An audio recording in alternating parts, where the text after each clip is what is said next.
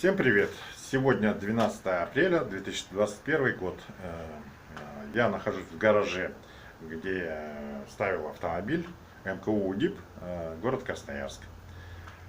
Значит, хочу показать, какие у нас ворота, то есть как холодно здесь бывает зимой. То есть отопление у нас вот две трубы. Значит,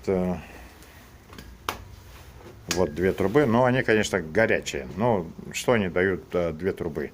Тут заходишь, такой дубак, между гаражами дыры, то есть кирпич лежит еле-еле, в общем.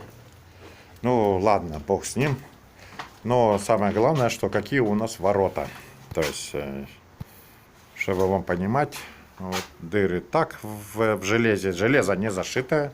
Представляете, в мороз, как оно накаляется и как холодит, значит, гараж. Ну, щель по вертикали вы видите, значит, свободно можно тут палец просунуть, в общем. Внизу тоже палец можно просунуть спокойно, в общем. Металл прогнил, в общем. Одна дверь точно не зашитая, значит.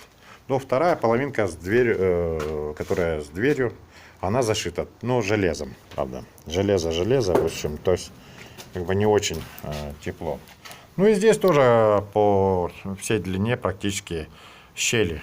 То есть ветер заходи, ветер выходи. То есть, ну, внизу опять после шарнира, как бы там немножко поуже. То есть щель немножко просматривается. Вот. Вот такие дела, значит, у нас творятся. То есть дверь